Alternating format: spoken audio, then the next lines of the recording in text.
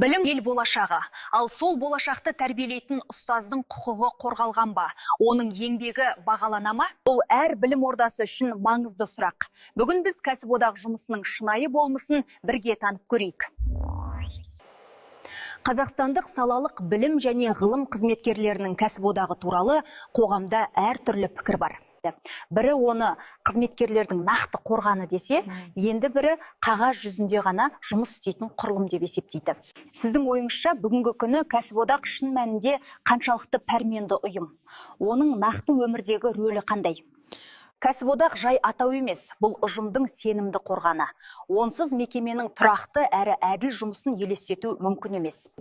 Біз әр қызметкердің құқығы қорғалып, еңбегі бағалануы үшін жұмыс істейміз. Кәсіподақтың басты мақсаты не? Біздің негізгі мақсатымыз еңбек құқығын қорғау және әлеуметтік экономикалық мүдделерді қамтамасыз ету. Яғни әр қызметкер өзін қауіпсіз әрі сенімді ортада сезінуі тиіс. Бұл бағыттағы жұмыстарыңызды немен дәлелдей аласыз? Біздің басты тірегіміз ұжымдық шарт. Бұл құжатта еңбекақы, демалыс, әлеуметтік кепілдіктер, қосымша қолдаулар нақты бекітіледі. Ұжымдық шарт әділдіктің кепілі.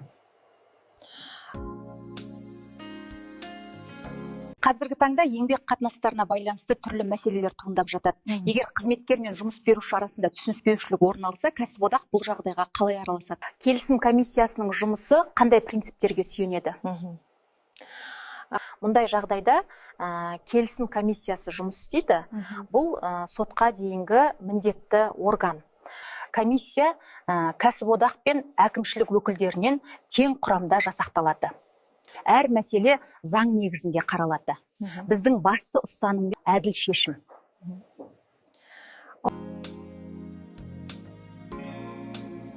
Кәсіподақ жұмысы жөнінде біраз ақпарат алдық, ал енді ұжымда ақпараттық мәслихат жұмыстары қалай түсіндірілуде?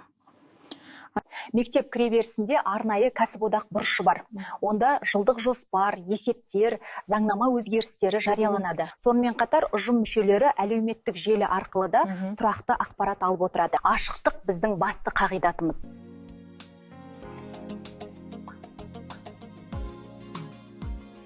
Сіздердің ұйымда шығармашылық, мәдени бағытта қандай жұмыстар атқарылып келеді?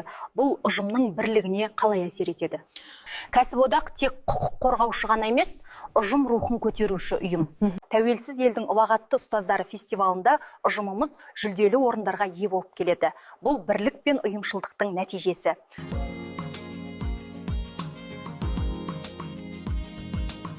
Кәсіподақ мүшелерінің спорттық белсенділігі қалай қолдау табуда? Спорттық шараларда да белсенділік танытып келеміз. Біздің ұстаздар тек білімді емес, жігерлі де белсенді жандар.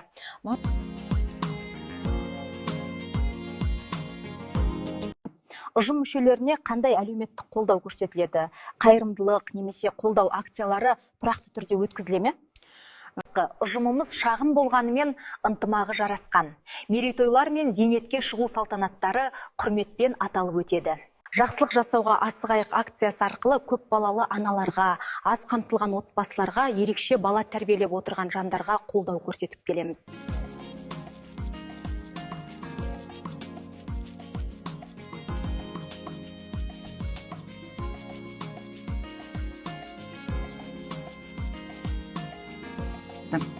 Ал қызметкерлердің демалысы қалай ұйымдастырылады? Кәсіподақ тарапынан шипажайларға жолдамалар, сауықтыру шаралары, туристік сапарлар ұйымдастырылады. Еңбек еткен жан лайықты демалуы тиіс.